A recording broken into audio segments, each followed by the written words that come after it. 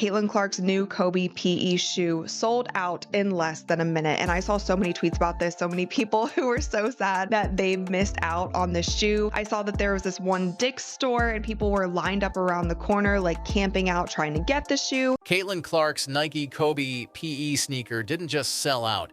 It caused a complete meltdown. We're talking 13,000 plus pairs gone in under 60 seconds. Websites crashing, resellers flipping them for $600 by lunchtime. And meanwhile, Aja Wilson, the woman Nike bet the farm on, watched her own line quietly drift toward the clearance rack. This wasn't just a sneaker release, it was a corporate reckoning. It was the moment Nike got slapped across the face by reality. They spent years backing the wrong horse, and now they're in full panic mode trying to fix it. Wilson is furious, Clark is soaring, and fans, they're picking sides. If you support Caitlin Clark, the real face of women's basketball, then comment Baby Goat down below. And don't forget to like, subscribe, and turn on notifications, because what happened here is bigger than shoes. It's a total power shift. So we know the new Caitlin Clark Nike shoes came out, and they sold out. But some of these prices are crazy, absolutely crazy. So check this out. It was rumored that 13,000 pairs of Caitlin Clark's new Nike basketball sneakers were being sold on June 30th, and they were gone before people could even add them to their cart. When Clark's Kobe PE dropped, it didn't trickle into the market. It detonated. At Dick's Sporting Goods, fans camped outside overnight. Lines wrapped around the building. Online, the Nike website didn't just slow down, it full-on crashed. Servers folded like a lawn chair on Christmas morning. 13,000 pairs gone in less than 60 seconds. On StockX, the resale prices skyrocketed within hours. $350, $400, even $600. And this wasn't a signature shoe. This was just a player edition colorway of an old Kobe model. No personal logo, no custom design, just the Caitlin Clark effect in full force. This is what happens when someone becomes a movement, not just an athlete. Nike finally delivers Caitlin Clark PE. Is this the first Caitlin Clark exclusive Nike commercial since she's entered the WNBA? I know she's made a cameo here, she's made a cameo there, she was featured as part of this rollout here, featured as part of this rollout there, but is this our first official Caitlin Clark solo commercial? Here's what's wild. Caitlin Clark signed with Nike last year, and yet it took them this long to give her anything remotely resembling a real release. Meanwhile, she's racked up over $82 million in estimated economic impact for the state of Iowa alone. Jordan Rogers, a former Nike exec, went public. He flat out called Nike clowns for nearly letting their golden goose fly away. While the company was busy scripting documentaries and empowerment slogans, Clark was selling out arenas without saying a word.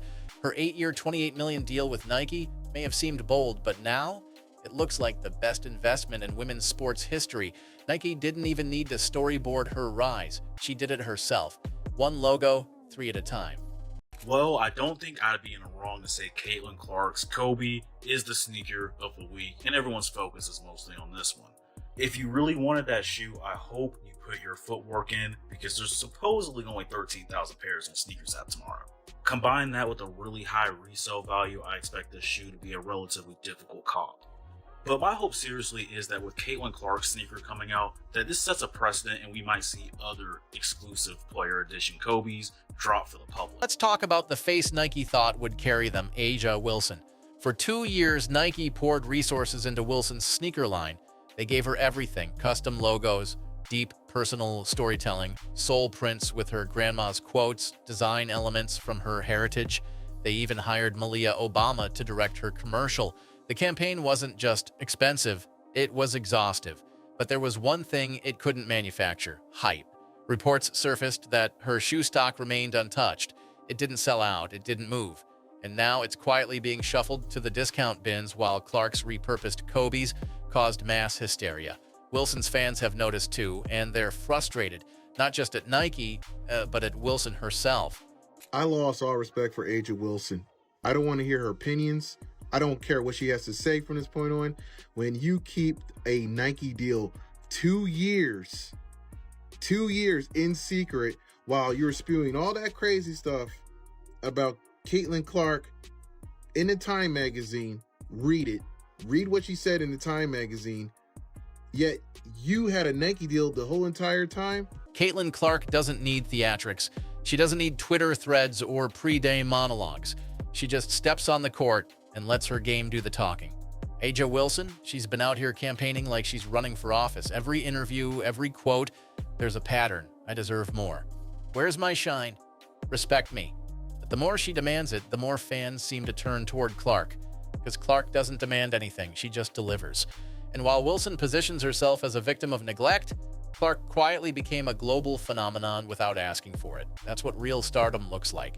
These things is some fire. I'm telling you, where there's smoke, there is fire, and these things is hitting so hard.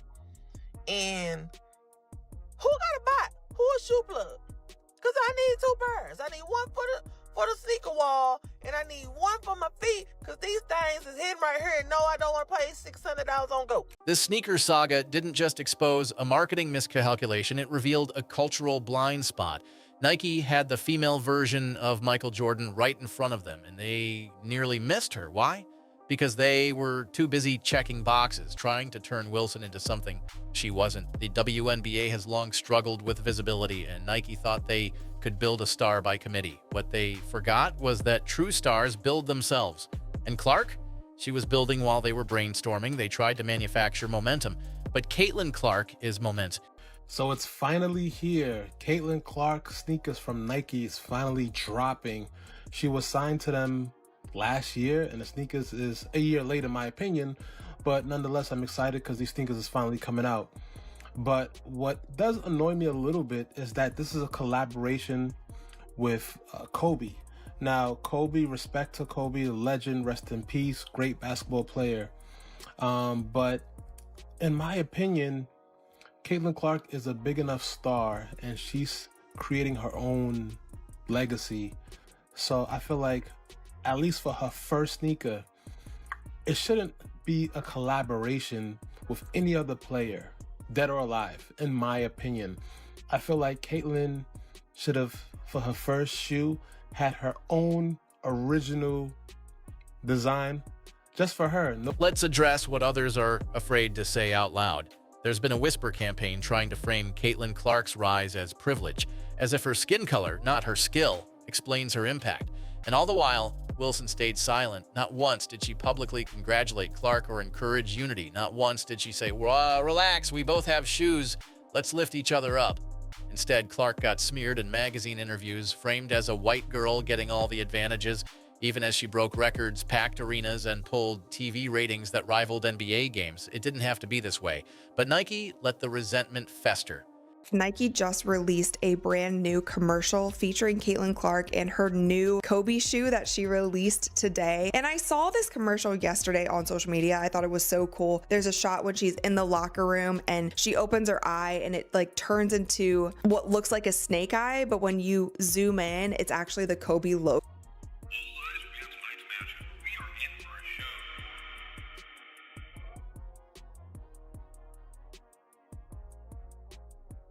This wasn't just a shoe drop, it was a tipping point. The market spoke, loudly. Clark's PE wasn't flashy, no campaign, no rollout. She barely even promoted it, but within minutes, it was gone. And fans across the country were begging for restocks. Meanwhile, Wilson's carefully curated masterpiece with months of prep struggled to even generate a tweet storm. The truth is simple, you can't fake authenticity, and you can't script a legend. Clark's popularity wasn't a marketing plan, it was a cultural uprising. And all this was done while the shoes being developed, while the collections being done. To demonize Caitlin Clark and try to label her as a privileged white girl that's getting all the privileges, even though she earned everything she got. This ain't about color. This is about good and bad. And I honestly find this a little evil. I find this evil. This is beyond bad, because you had the ability to speak up and say, hey, everybody, relax. Don't get on Caitlin Clark.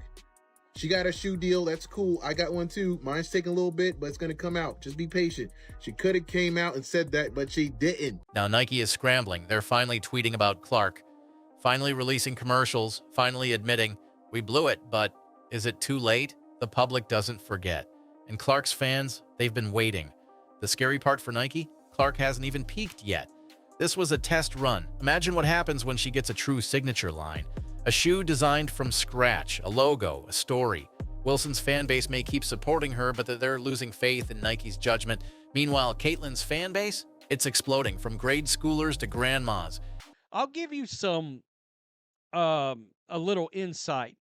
And there's been no confirmation of this, but they were out there bragging about Asia Wilson's shoe being sold. It's sold out. Well, look, there was rumors they only offered 3,000 of them or something like that. All right. This was never just about shoes. It was about vision, about betting on the right star. And for 2 years, Nike bet wrong. Clark didn't scream for attention. She didn't complain about respect. She didn't call for crowns or coronations. She earned them. And the public responded. Nike's website imploded. Resale sites got flooded. Even their investors had to take notice. Caitlin Clark didn't just move product. She moved culture. Meanwhile, Wilson's launches caused barely a ripple, because no matter how shiny your resume is, if you can't connect, you can't convert. So here we are, the revolution already happened. Clark's the face of the future, the market voted, and every sold-out pair of size 9s was another ballot cast. If you believe Clark is the real future of this sport, comment Baby Goat down below. Like, subscribe, and turn on all notifications, because this is just the beginning.